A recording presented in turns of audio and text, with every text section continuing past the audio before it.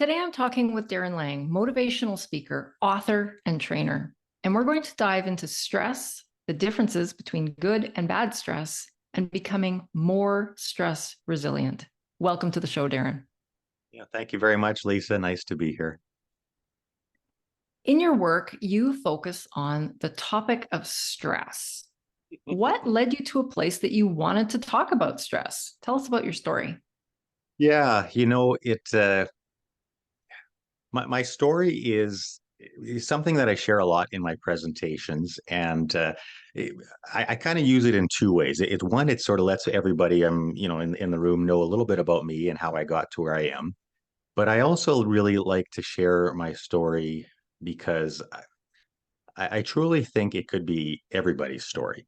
And it's a sort of a story on how mental health from the everyday grind and the busyness and the hectic pace could happen to anybody.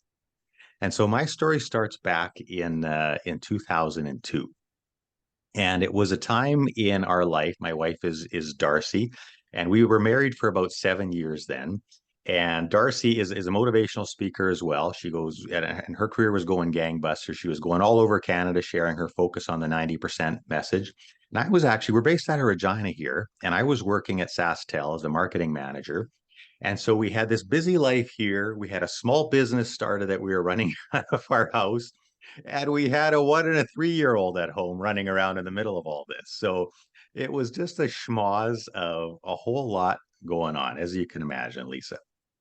And so after about 2 years for people who believe in balance, and my wife, who at the time spoke on balance, we weren't very balanced. And so we were quite stressed out, and we decided we needed to change that. And so we thought, let's make a big move. And I was going to quit my good SaskTel government job and kind of become, home base for the kids. As Darcy traveled, we wanted one parent to always be with the kids and home and all this kind of good stuff. And so, as odd as this might sound, this was kind of the beginning of, it was probably the biggest life change I'd ever gone through, leaving my career, being at home. And there was a few things there that I never saw coming. And one of them was, how when you do something for a long time, it kind of becomes part of your role. I'm a marketing manager, or, what do you do sort of thing. I don't think I was quite prepared for leaving that big chunk of who I was behind. Um, it just felt like I was leaving a whole chunk of my purpose behind. And I can't say I really thought about that in great detail before I left that job. The other piece that was really kind of pressing my buttons in that big life change is I went from the hustle and bustle of an office, and I'm a pretty social guy, to suddenly being at home with the kid with the kids. And don't get me wrong, like we love our kids, right? But man, there's something about watching the same Barney video for like the 67th time that kind of gets to you after a while. As though I Uh-huh. went from being very socially connected to being almost on the isolated side. Time for the wheels to start kind of turning and all those sorts of things.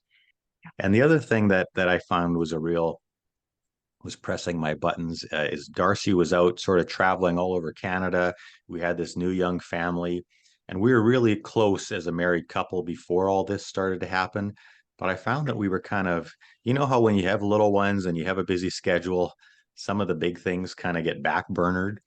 And for Darcy and I found that it was kind of time for our marriage, right? We were really good at being a mom and dad to Jada and John, and we were really good at being entrepreneurs with our small business. But I truly think we were, the whole marriage, prioritizing our marriage and time for each other was kind of slipping. So when I say to your viewers, this could be anybody's story. This is life stuff, right? It's stuff that we all go through. And I found that one of the big mistakes that I made in the middle of this big life change was I was feeling off. I feel like my buttons were being pressed, but I wasn't doing a damn thing about it.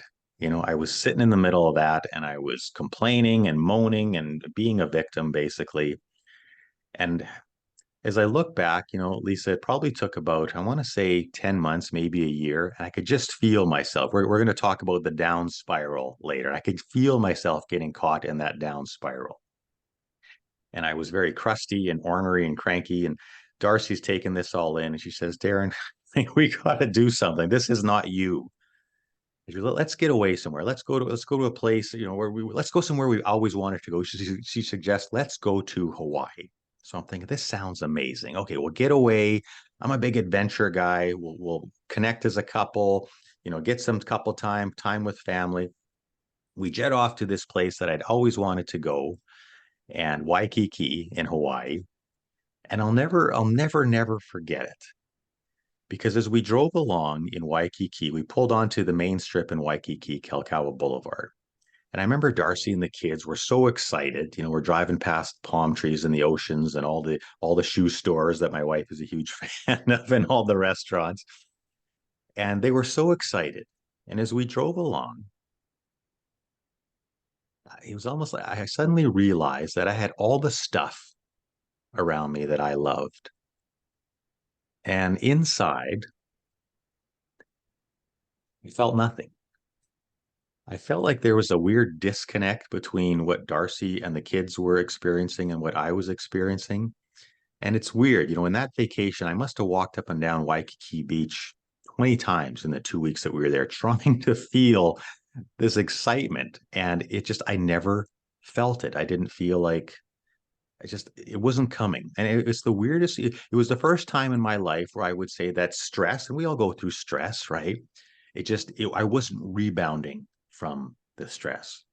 And so what I learned from that experience is that I was dealing with mental health. My stress had slid into kind of the anxiety and depression that is unfortunately not uncommon these days.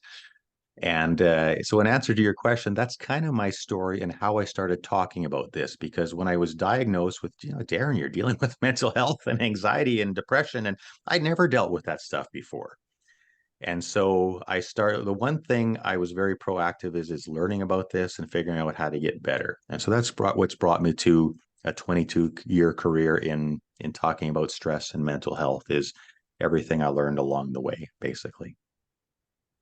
That is such a relatable story. And I don't mean to minimize your experience at all, but being home with little kids and actually when you were talking about walking down the beach and not feeling the excitement, that's exactly what I can relate to Yeah. in parts of my mental health experience as well. And it's kind of undescribable until you've been in that situation, but I Yeah, hear you. that's a really good way to say it, Lisa, because I never experienced it before. It's not like I had a history of this, but it's like the right sort of life circumstances. And again, it, wa- it wasn't life-shattering circumstances or anything like that, but it was a big change. It was my change, and it was the fact that I wasn't relating well in the middle of that, and it just kind of kept depleting, depleting, depleting, depleting. So Do you think that we are looking at a different pandemic altogether? And that's maybe some kind of epidemic of mental health and stress specifically. I feel like, you know, I'm guilty too, but that we wear a badge of honor the busier we are and the more stuff we have on the go and the more activities our kids are enrolled in and, running around 7 days of the week. It's yeah, almost like a badge of honor. yeah, yeah. Lisa, I think you exactly nailed that in the whole badge of honor thing, and it's so weird that um, I find stress such an odd thing, and in line with exactly what you said. If you have a friend and you say, "Hey, Sarah, how's it going?" Sarah, what does Sarah often say? Oh, I'm busy, busy, busy. Work is crazy. The kids, oh my God, it just be on the go, on the go. And I find that we have no problem. It's almost like a badge of honor telling people about how stressed out we are when Yeah. we're kind of up here, when we're doing okay. But Mhm. when we start to slide into that down spiral, and we start to sort of disconnect and that weird anxiety creeps in, I find that what people do is they stop talking, right? You feel so weird, you feel so disconnected. It's no longer the badge of honor on how busy I can be or how much I've accumulated. It's the disconnect suddenly. This is unfamiliar territory. And when it starts to turn into things that we call mental health, people start to shut down. And as we know, Lisa, it's the exact opposite of what we need to be doing in a situation like that. That is so interesting. And I agree with what you're saying 100%, but I never put the two together that you're right. When we're okay but busy or Yeah. stressed out, but okay. Yeah. It's Yeah. kind of a not bragging, but yeah, Yeah. I'm doing No, this. But you're it's right. Even in my own experience, the worse I felt, the less I shared. yeah.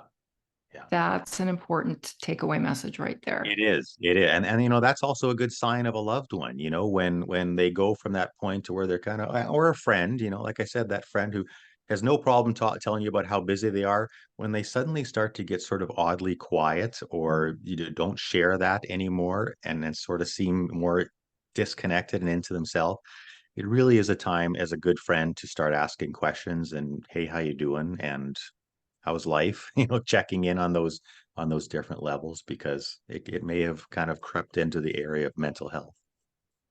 So you talked a little bit about doing some work to figure out what you could do to help yourself. Can you tell us about those tools?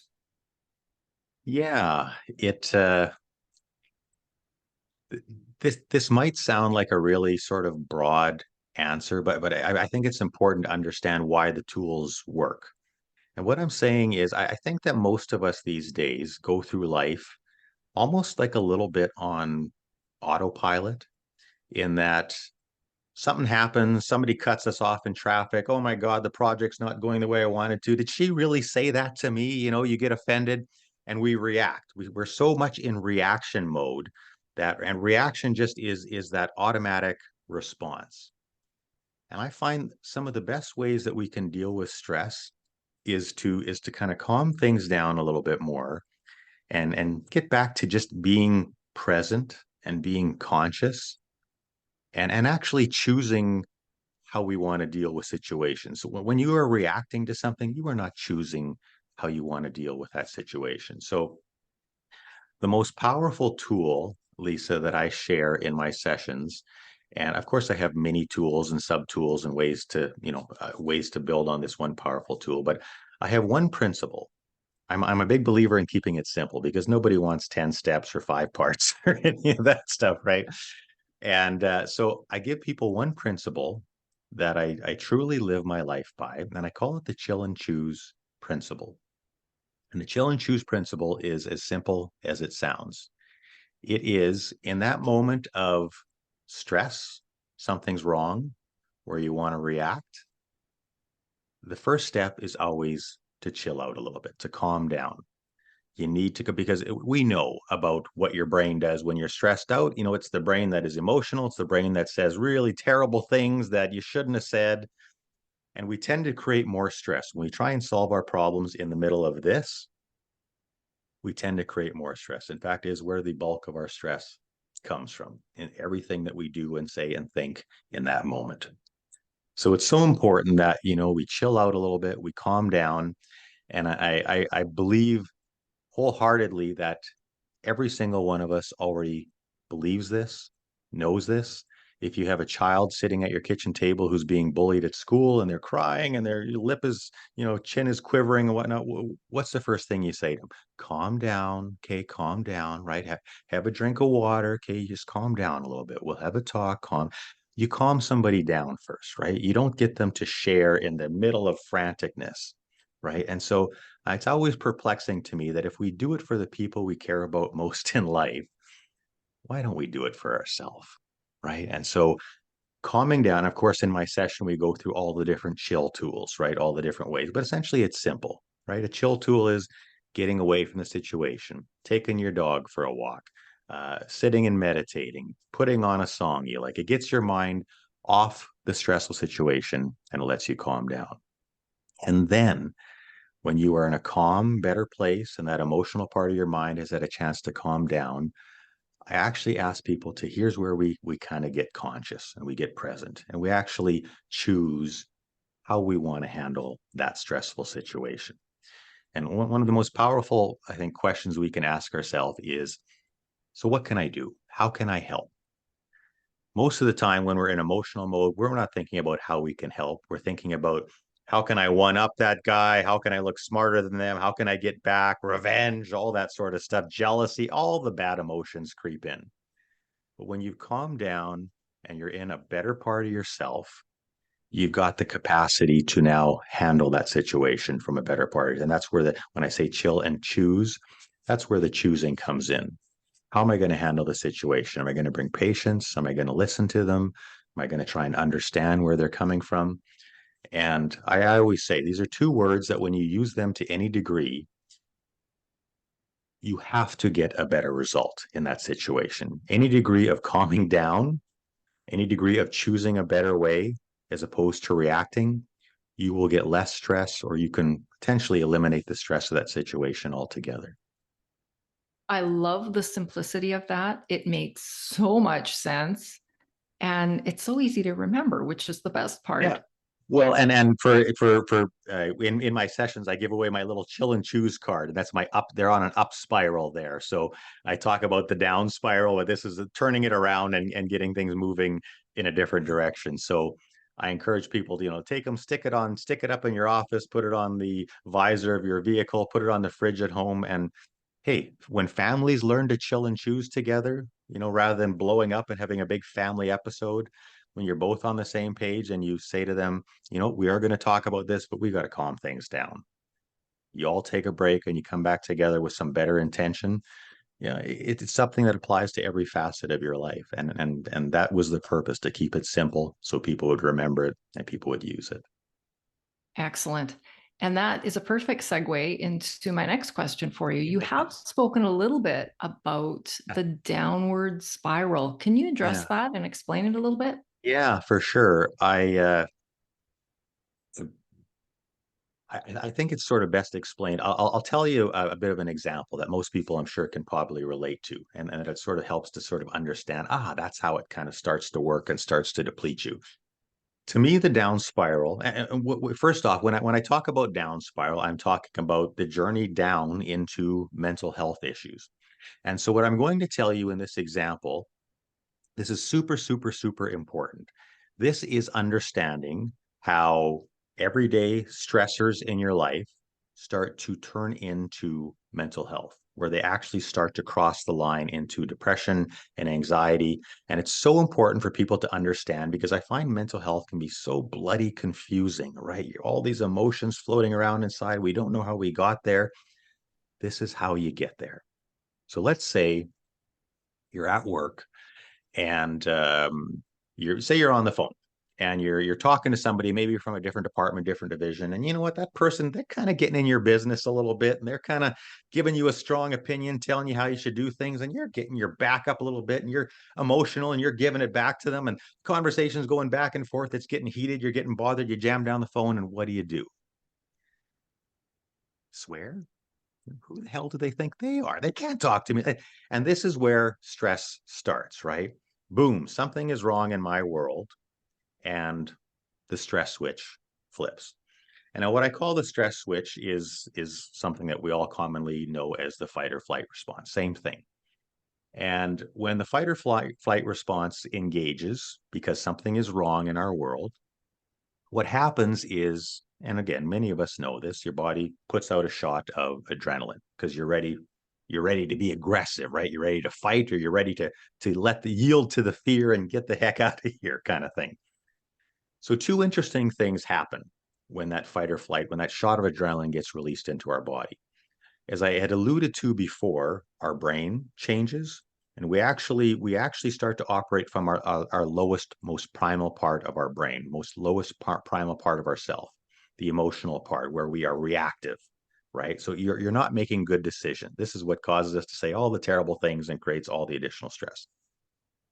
Another piece that happens is, obviously, your body starts to escalate in the middle of this adrenaline shot, right? And this is the stuff we've all heard about, and all the damage stress causes. Your heart starts to pound and blood rushes to the big muscle groups because you're ready to fight, right? You're ready to be aggressive. So this, as I'm sure you know, Lisa, is what we commonly refer to as the stress response. Now, something that many people don't know is about 5 or 10 minutes of your body tossing out that shot of adrenaline, your body actually kicks in and it tries to help you.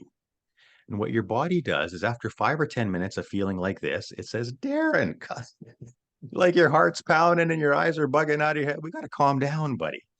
And so what your body does is it releases a counter shot to the shot of adrenaline. Now, this counter shot is called serotonin. Now, serotonin is for a crash course on serotonin for the listeners out there.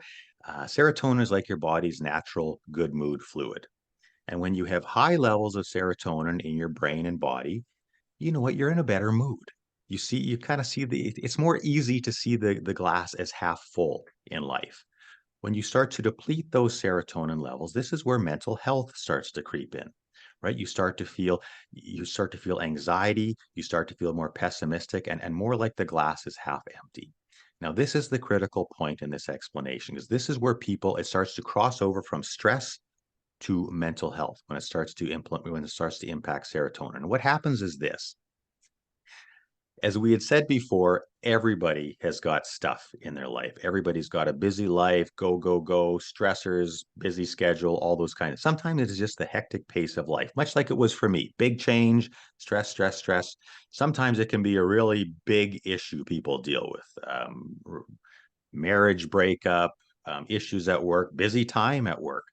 And what starts to happen is when you go through these stressful times, stress, stress, stress just keeps coming, and it keeps hitting serotonin, serotonin, serotonin, serotonin, because serotonin releases every time you feel stressed.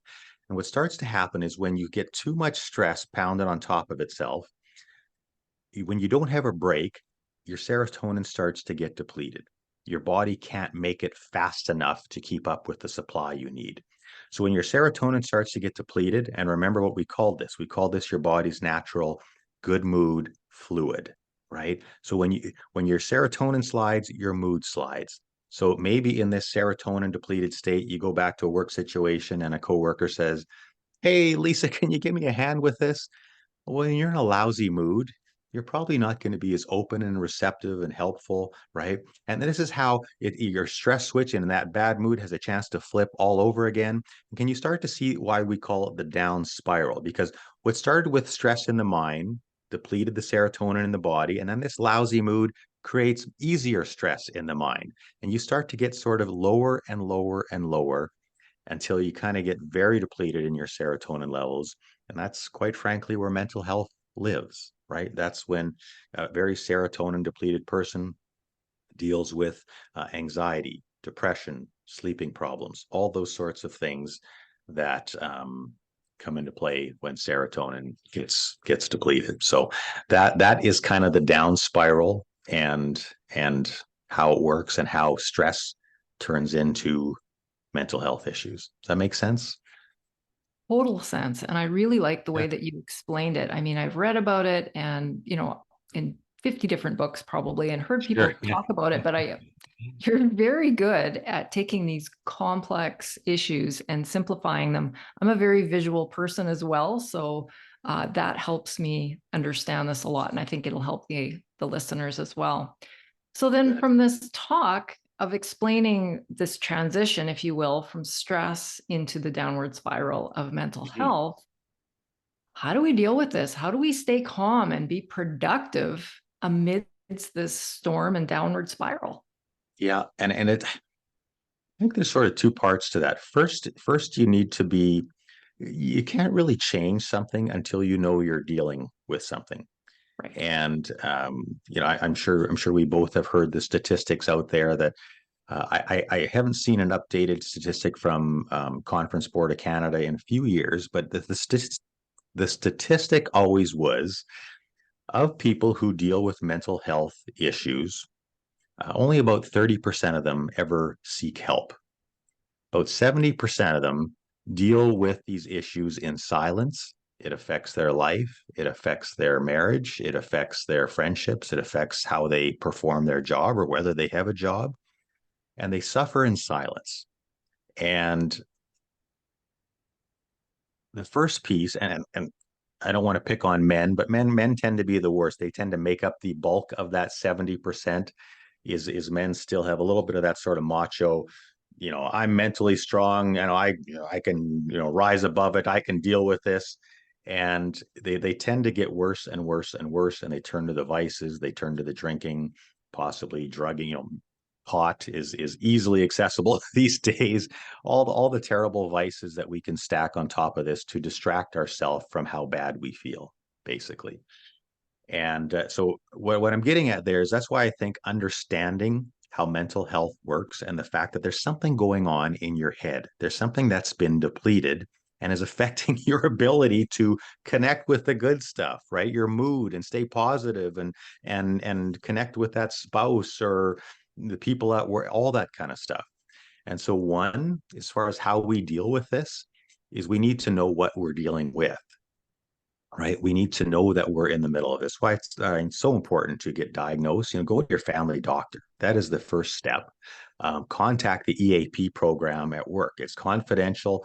These are all people who could help diagnose, is this just a blip on the stress radar, or is this something that's become more significant? Usually we say, if you've been weirdly down and disconnected for over a month, chances are that this is something that is not rebounding sometime soon, and it has possibly slipped from stress into some of the bigger mental health issues. So don't leave this, right? Don't leave this, because the lower you are, the more you build up also negative thinking habits and triggers on top of that low place that you are. And so it becomes harder to turn around the longer that you leave it. So number one is knowing what you're dealing with, being educated, seeking help. It's as simple as that. And number two is I guess exactly what we talked about before. It's where the old chill and choose tool comes into play. That when you start to what chill and choose does is it helps you manage every stressful situation, right? And so when you are actually managing your stress, as opposed to letting it, like most of us do, go willy-nilly and just react, and that bastard cut me off, and boom, stress again, and oh my God, I got to pay more GST, and boom, again. And oh, that guy shouldn't have said that at work, boom, again. We need to manage this. And so the more you remember two words, you chill out first, you take a chance to calm down, you start to minimize your stress in that moment, and then you actually get a bit more conscious in life and start to choose from the best part of yourself. You start to manage that stress, and you start to manage the impact that it has, and it doesn't hit at your serotonin levels and constantly deplete you. So you talk to your doctor, you understand this, but you also learn these two words, chill and choose, because it doesn't hit your serotonin and it actually lets you rebound. And that's why I have this little card that shows the up spiral, because it's what helps you start to come back and reconnect with a better mood and the things that you care about.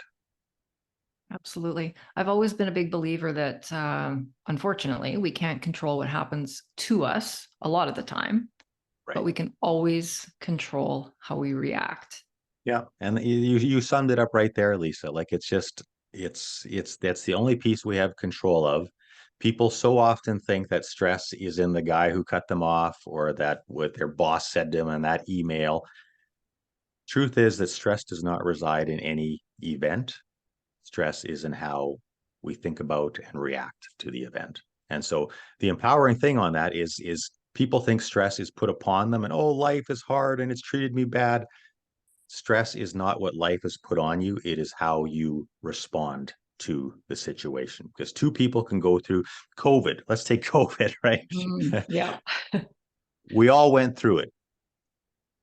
Some of us, I actually felt like I breezed through COVID pretty good. I wasn't too worried about things. I thought, I'll take all the precautions, listen to the good advice of people who are, healthcare providers, all that kind of stuff.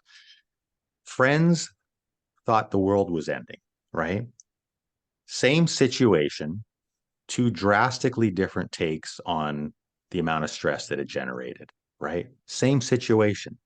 Stress is not in COVID, it's in how you thought about COVID. And that is very much within our control. And when we react, we get wrapped up in the stress, and we don't realize that if you chill and choose a little bit, you actually start to remember that I'm in charge in here, and I actually have more control than I ever maybe realized. One thing that I have found to be true, and the older I get, going back to one of the stories that you shared with us, or scenarios, a small child, take a breath, and Yes. it sounds like it's too simple to be effective. I know. But there is so much grounding and so much power in simply taking a big, long, slow, deep breath, and Yes. how that half a second can actually change what happens afterwards. Yeah, for What are sure. your thoughts on good stress? Is there such a thing? Bad stress? Is it all bad? Yeah. Can I give you a really wishy-washy answer on that? Sure.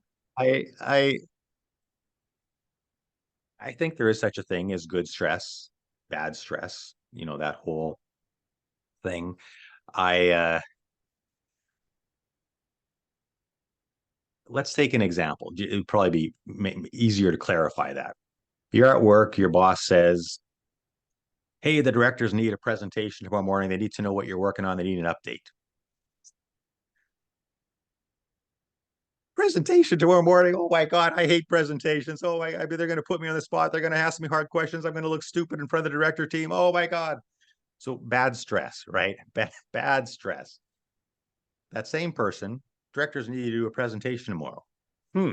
Okay. That's everybody has a little bit of a problem with presenting. It's what's supposed to be one of the biggest issues. People prefer death to having to public present.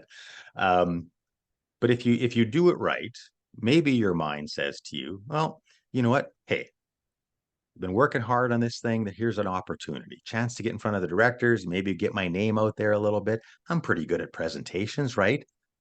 Better stress. What's the difference there? Again, as you just said, Lisa, it's the perspective that that person brought to how they thought about it, right? Bad stress is when you doom and gloom something. Better stress or good stress is when you empower yourself with it, right? I can do this. Opportunity. Let's see what we can do here. Now, the reason I don't say is it good and bad stress, because I think that even those kinds of things, you get your cortisol shot, you get your adrenaline shot, and you still create some of the stress impactors in your body, but there's not as many nasty negative chemicals as when you get the low stress and the terrible thinking habits and the brain that beats up on you and whatnot. So I'd say bad stress and better stress, but I still think we all, some people thrive on that competitive sort of cortisol in their system, adrenaline shot in their system. And I think that, it can be good and it can help you to be competitive, but I think that can even still start to deplete you and burn you out after a while. So it's all, to me, it's a balance. Yes, be competitive. Yes, do the good stress thing or the better stress thing, but everybody needs a little bit of rest and relaxation, a little bit of rebound time too. So does that answer what you're asking, Lisa?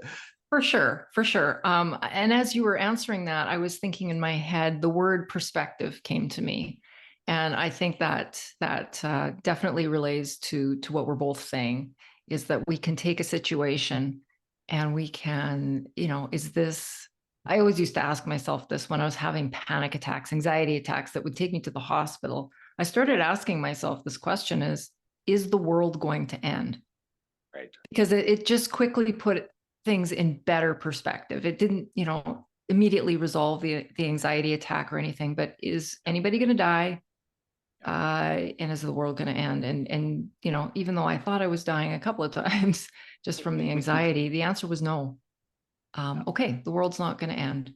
And the other question that I have started asking myself, after you lose someone you love, you tend to go into this downward spiral of For sure. asking, what if? What if, what if, what if, what if? What if I hadn't done that? What if I had done that?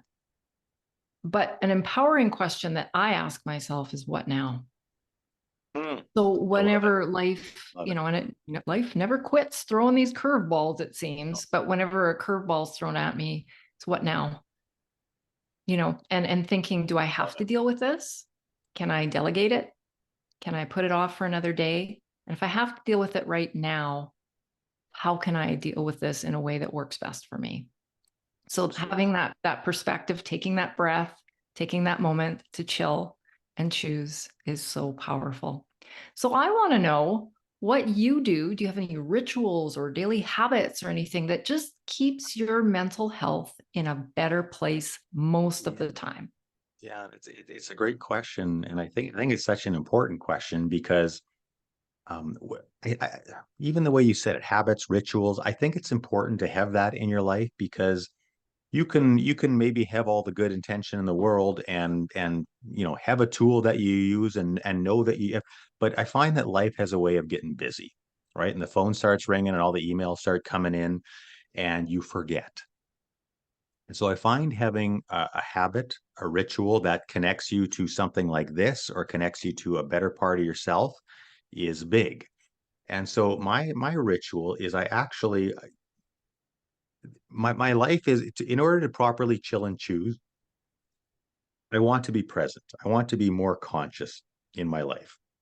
What I'm saying there is I feel like if you were to ask pretty much anybody, who do you want to be in your life? I would imagine most people would say, I want to be a good person. I want to put something good out there. Maybe it's the whole golden rule thing. You treat people like I want to be treated. It's a nice way to live your life. And it's funny how when stress kicks in or the emails start, we sort of go on autopilot and we lose that in the moment conscious intention. And so probably 3 times a day, I will morning, midday, before I go to bed, I have my little just 15 minutes of meditation time where I sit quiet and I connect with what I believe is the best part of myself, a deeper part of myself, a higher part of myself. And I just feel that flow of something better inside of me. And I connect with what I think is the highest part of myself.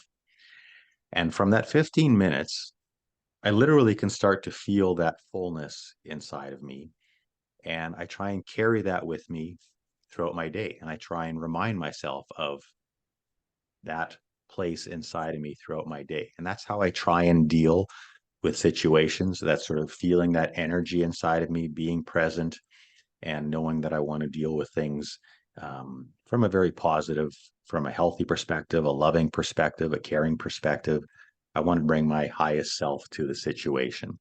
And so connecting like in meditation, 2 or 3 times a day. And again, just so I know people can, spend hours in meditation. Who's got time to spend hours in meditation?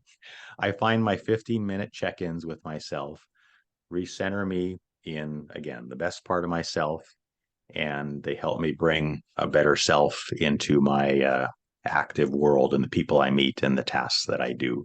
So for sure, it would be that is probably the cornerstone of how I again get conscious and present, and then learn to kind of choose better as I move forward. So it sounds to me like you use these mini meditation times as a way to really set your mindset. And I know we've talked a little bit about perspective and all of that kind of thing, but it just sounds like a beautiful way that you can every day, 3 times a day, kind of reset your mindset.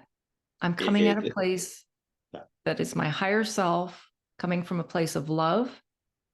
And how else would you describe your mindset, or how you can have some power over your mindset in those really crazy situations where you're stressed out? You know what I find there, Lisa, and what we're essentially talking about here, and this is one of my, I don't know if you quote, I'm sure somebody said it, is many people say this differently, but one of the favorite quotes or phrases that I've heard out there is something to the effect of the longest journey a person will take is the 12-inch journey from your head to your heart. And I think that sums up our purpose in life and what life is all about right there. And so, what I'm doing when I check in with myself and when I meditate, I am moving how I deal with things from my mind, as you had just asked about, to a higher part of myself, a part of me that knows how to care. And a thing that keeps me coming back to meditation is it's not just a belief, it's something that you start to feel. You feel that energy and you feel that connectedness. And it's what keeps the momentum going. When you talk about sort of how do you manage your mind, I find that um, our minds are kind of a crazy thing these days. Don't get me wrong, the mind is a beautiful tool. It's a powerful supercomputer. But I think that we need to almost champion our mind. Here's what I'm saying by that. Do you ever find that when you have a task to perform at work or at home or you're dealing with it, the mind is great. You got to do a cost benefit analysis. Boy, it just boom, you do it. You've got to do that report, whatever it is. The mind is very powerful. But after we're done with the task, we tend not to put the tool down. And what does our mind do? It is going all day long. And it has been said before, and I truly believe that this is correct, that about 90% of the thoughts, when our mind is on autopilot, 90% of the thoughts we think are either entirely useless or downright harmful, right? And this to me is where most of the stress comes from, right? Who of us cannot relate to walking into a party and, oh my God, oh geez, I'm underdressed for this, and oh my God, she looks great, she looks way better than me. Oh, you're so, you've gained a few pounds. Your mind's constantly saying harmful things to you, right? And it goes off and off and off. So I like comparing your mind to one great analogy that I like to use is your mind is like a tool, right? And let's take an analogy. Let's say you a plain old kitchen knife, right? You're in the kitchen. Boy, you need to cut up some, slices of bread to make a sandwich. Let's get that kitchen knife out. Let's cut a few slices of bread. Awesome. Put the knife down, put it in the sink, and that tool did its job. But what if you cut the slices of bread and then you just carry that knife around in your hand all day and you were out doing things and, oh, hi Lisa, nice to meet you, and you put it out there to shake a hand and, oh, I think I have something in my eye, and you rub your eye with it, God forbid you have to go to the bathroom throughout your days. You can start to see the damage that this tool, when left, you're not really left to its own devices, can start to do a lot of damage when you don't put it down. I think so. That's exactly the mind. Use the mind, be the champion of the mind, um, when you need it, but put it down. Learn. And how do you put it down? You champion the mind from leading life from this deeper place, from being more conscious, being more present, being more in the moment.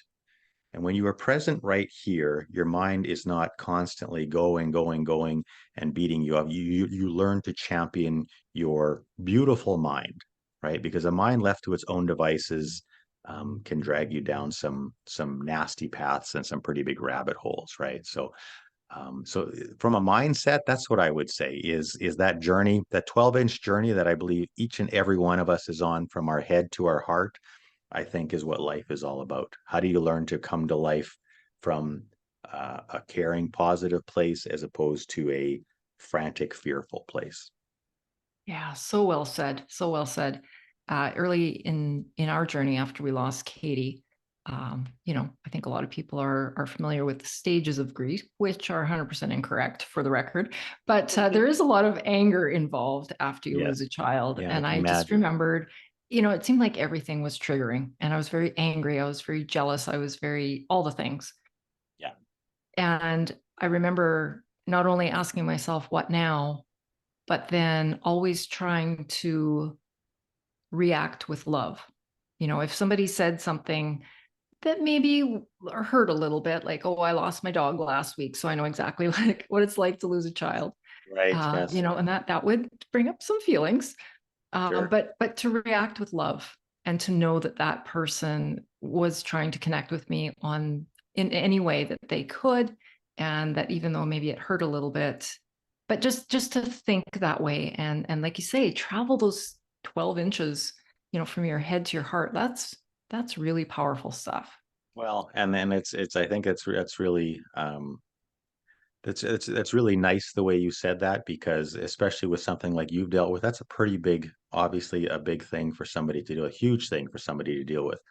And to realize that you can become conscious, and you can have a choice still, even in the middle of something as tough as you've gone through, try and bring something better to the situation. And that's really what we're talking about here is getting conscious and living from the best part of yourself. Is it hard? Heck yeah.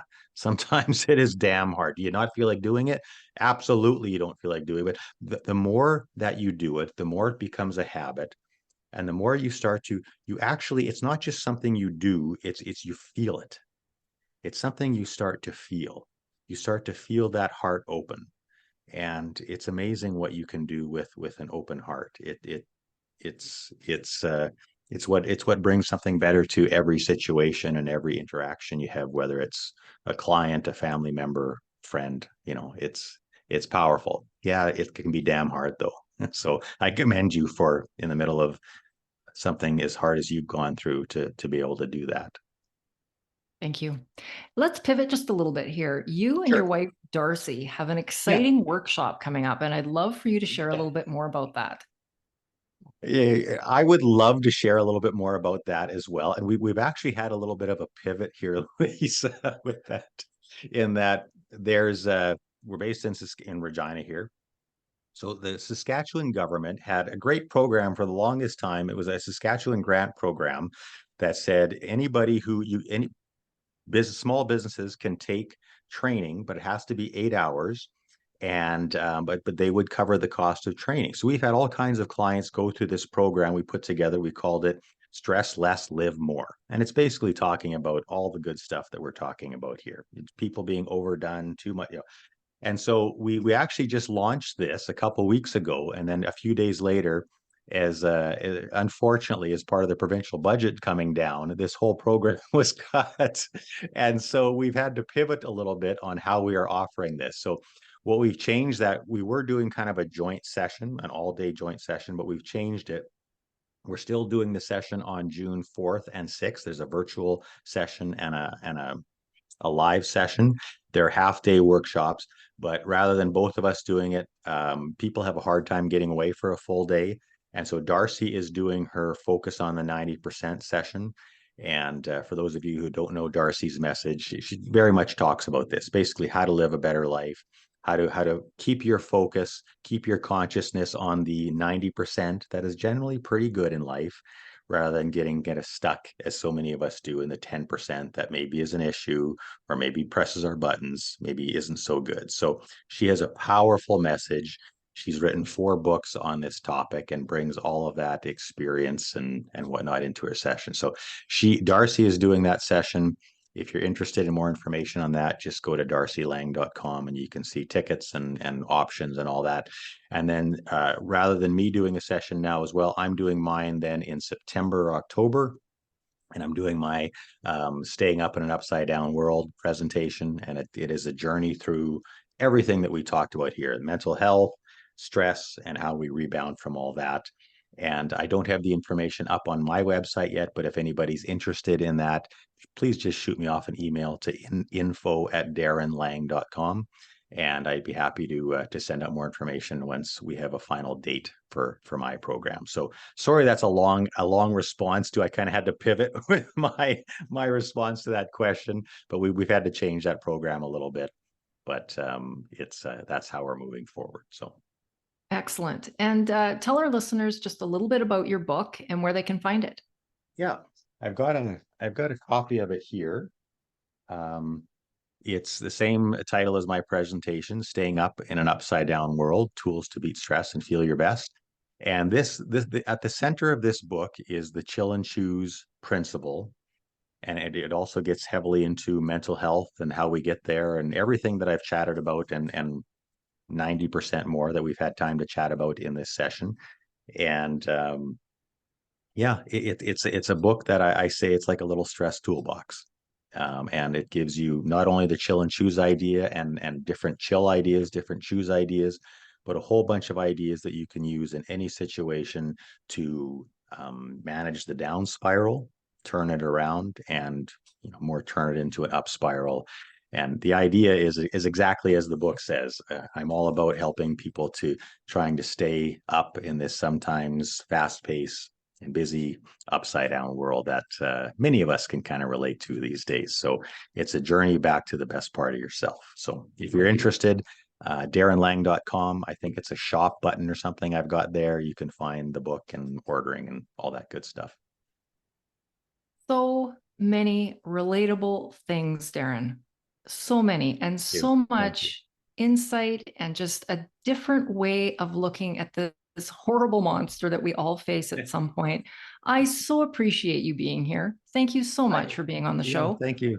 Thank you so much, Lisa, for inviting me. I was excited to connect with you. I know we've had a chance to chat back and forth before this, and I knew you just how when you have a nice you just feel that connect, and I knew we'd have a nice connect and a great conversation. So thank you, Lisa, for that too.